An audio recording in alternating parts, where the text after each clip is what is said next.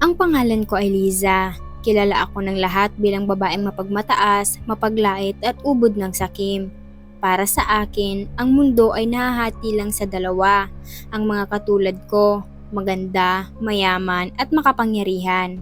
At ang mga basurang dinadaan-daanan ko lamang. Wala akong pakialam sa damdamin ng iba. Ang gusto ko lang ay yaman, ginto at kapangyarihan. Kaya naman, nagpakasal ako kay Harry. Isang mabait at napakayamang binata. Hindi ko siya mahal, pero mahal ko ang yaman niya. Ang kanilang pamilya ay kilala hindi lang sa lupa at ari-arian, kundi dahil din sa kanilang luma at misteryosong pinagmulan. Sinasabing marunong sila ng mga itim na kapangyarihan at sinaunang mahika. Pero para sa akin, mga kwentong matanda lang iyon. Ang tanging sagabal sa aking lubos na kaligayahan ay ang ina ni Harry, si Doña Rosalinda. Isang matandang babae, laging nakasuot ng itim, payat at kulubot. Pero may mga matang tila nakakakita ng lahat ng kasamaan sa puso ko. Mula pa lang ng simula, hindi kami nagkasundo. Paulit-ulit niya akong binabalaan.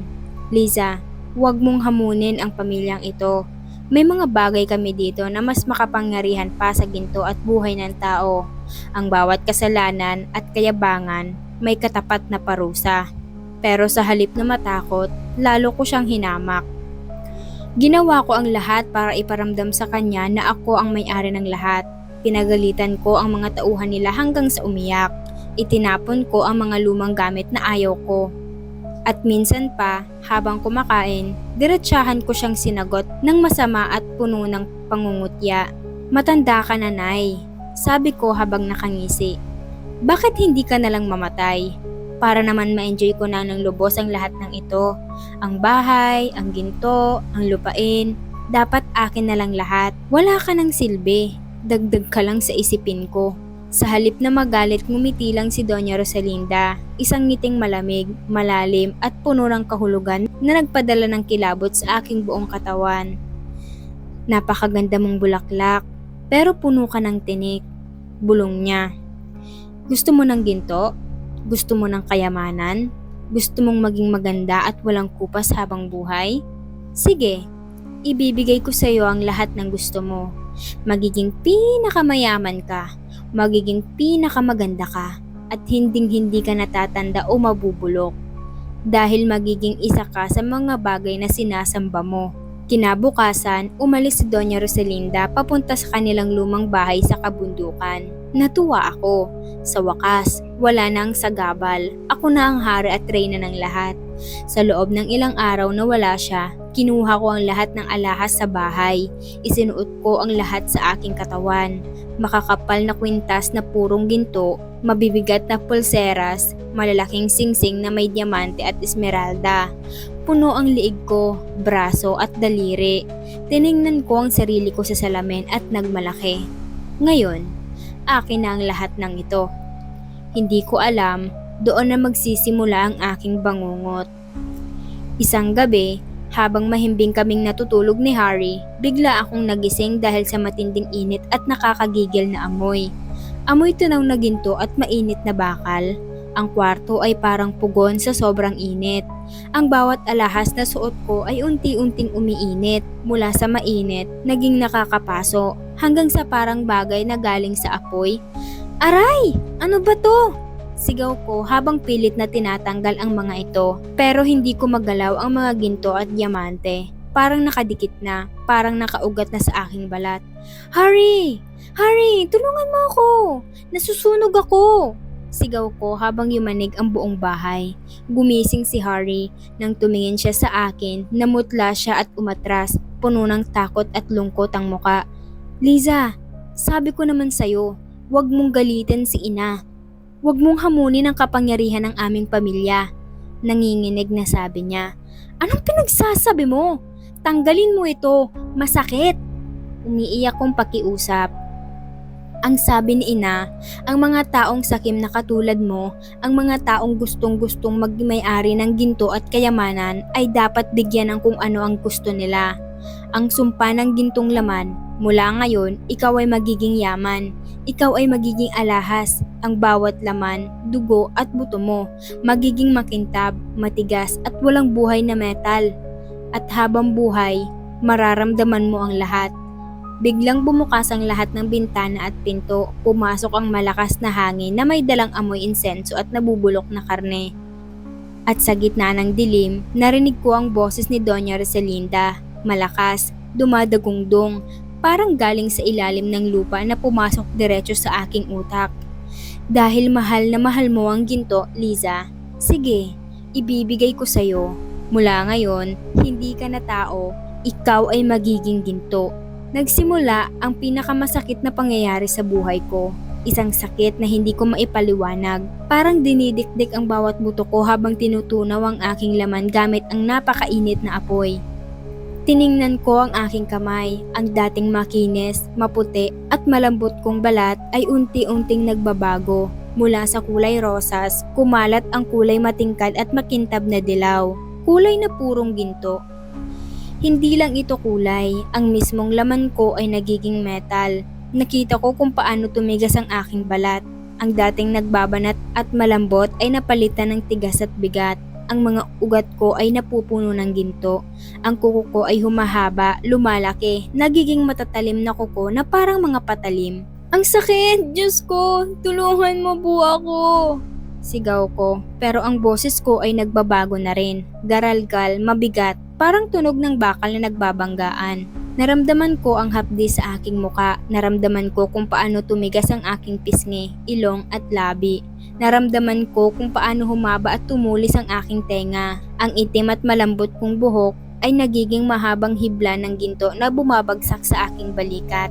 Mabibigat at matitigas na parang kawad. Pero ang pinakamasakit sa lahat ay ang nangyari sa aking mga mata.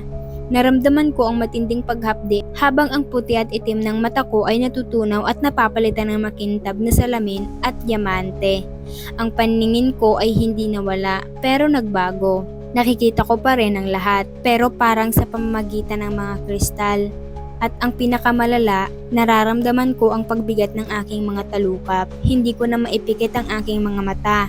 Ang mga ito ay nananatiling nakadikit, nakatingin, hinding-hindi na magsasara kahit kailan.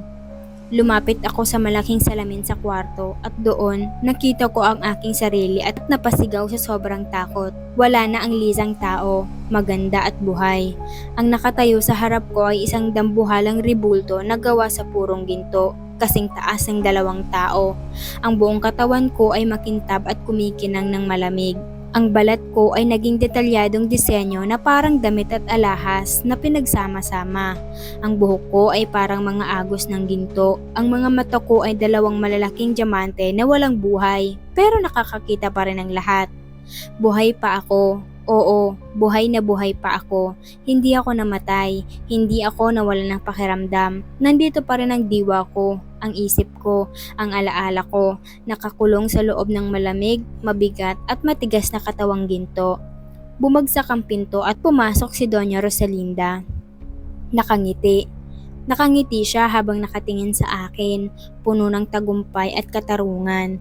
Napakaganda mo nga, Liza, bulong niya habang hinahaplos ang matigas kong braso. Ngayon, nakuha mo na ang lahat ng gusto mo. Ikaw na ang pinakamayaman, ikaw na ang pinakamaganda at hinding-hindi ka natatanda o mamamatay. Sinubukan kong magsalita, sumigaw, humingi ng tawad, pero wala nang lumalabas kundi garalgal na tunog na bakal. Hindi ako makagalaw, mabigat at matigas ang buong katawan ko, nakadilat ang mga mata ko, nakatingin lang sa kanya, puno ng takot at pagsisisi. Alam mo, Liza, ang ginto ay maganda, makintab at mahalaga, pero ito ay mabigat, malamig at walang buhay. Ito ang tunay na halaga ng yaman na sinasabi mo. Sabi niya. Tinalikuran niya ako at lumabas kasama si Harry. Dalhin niyo siya sa bulwagan.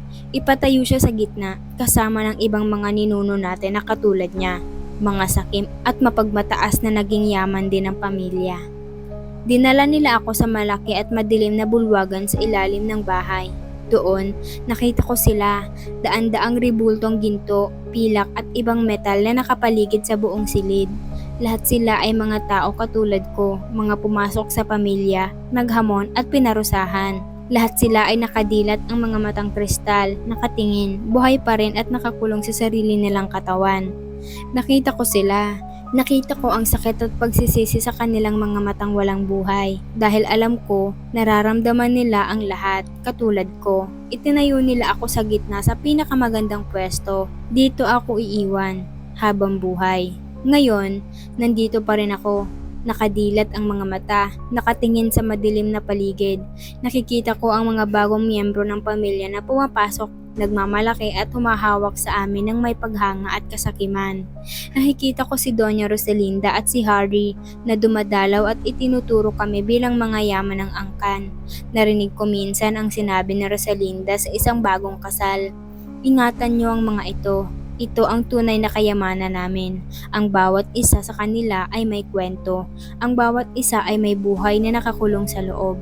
Ito ang paalala sa lahat. Huwag magiging sakim, huwag magiging mapagmataas, dahil kung hindi, ito rin ang magiging kapalaran nyo.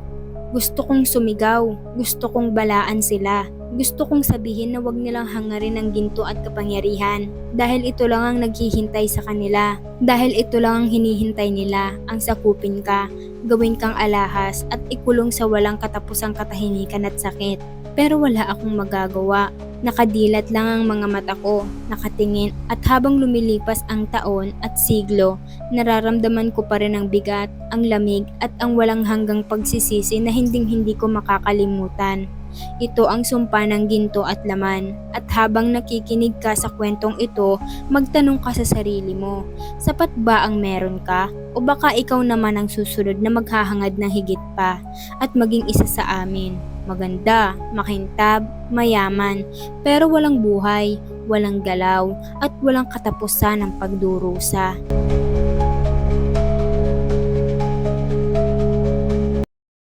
Hello mga mahal! Ang istoryang inyong napakinggan ay pawang-kathang isip lamang. Ganun pa man, huwag kakalimutang magdasal at laging mag-ingat. Huwag din kalimutang i-like, i-share, i-follow ang ating page at mag-comment sa ating story para ma-shoutout kita sa ating mga susunod na upload. Maraming salamat sa pakikinig. Ingat!